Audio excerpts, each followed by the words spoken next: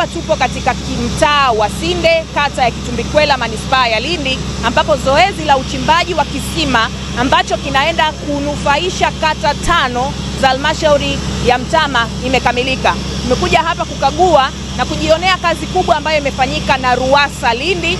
Tumeweza kuona kwamba gari ambalo amelileta Mheshimiwa Rais Dr. Samia Suluhu Hassan mkoa wa Lindi linaendelea kufanya kazi katika wilaya zake zote, na sisi wilaya ya Lindi tumelipokea gari hili kwa ajili ya kuhakikisha kwamba tunachimba visima na kusaidia kupatikana huduma ya maji kwa maeneo yetu yote. Na kama mnavyofahamu, tuna miradi mikubwa ya maji. Kuna miradi ya Navanga Corridor, kuna miradi ya Ng'apa, lakini miradi hii mikubwa bado kuna maeneo yanakuwa hayajafikisha huduma hiyo. Ndo kazi ya haya magari yaliyosambazwa kila mkoa nchini Tanzania. Magari haya lengo lake ni kuchimba visima, kuweza kurahisisha kupatikana kwa huduma ya maji safi, salama na yenye kutosheleza kwa wananchi wote. Ahadi yetu kwa usimamizi wa karibu na RUWASA ni kuhakikisha kwamba magari haya yanafanya kazi usiku na mchana katika maeneo mengi iwezekanavyo ili wananchi wetu waweze kupata huduma ya maji. Gari hili limechimba kisima kinachoenda kunufaisha kata 5 halmashauri ya Mtama. Tunaenda kutatua changamoto kubwa ya maji. Litatoa lita 60,000 kwa lisali moja, na rasmi kazi imekamilika leo chini ya RUWASA Lindi.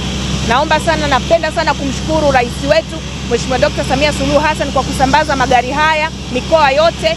Naomba sana kumshukuru sana waziri wa sekta hii husika Mheshimiwa Jumaa Aweso na wizara nzima ya maji, RUWASA Lindi kwa kazi kubwa anayofanya. Hawakulala, tumefanya kazi usiku na mchana kuhakikisha kwamba kazi hii imekamilika, na leo tunaenda kunufaika na mradi huu. Tunashukuru sana.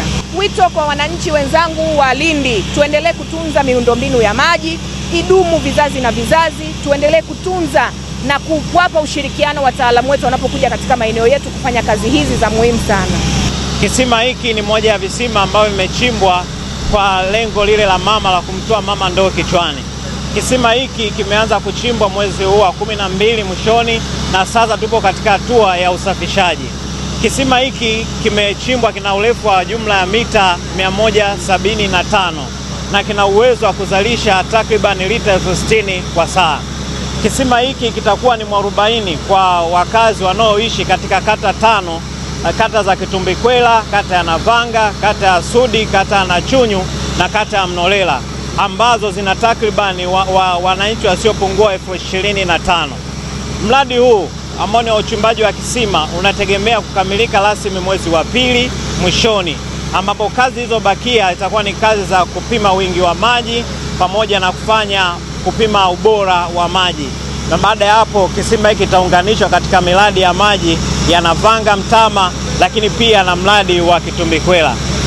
Sisi kama RUWASA tunapenda kuishukuru sana serikali ya Jamhuri ya Muungano wa Tanzania ambayo inaongozwa na mama yetu Samia Suluhu Hassan, ambaye kwa sehemu kubwa ndio ametupa mtambo wa kuweza kuchimba kisima hiki.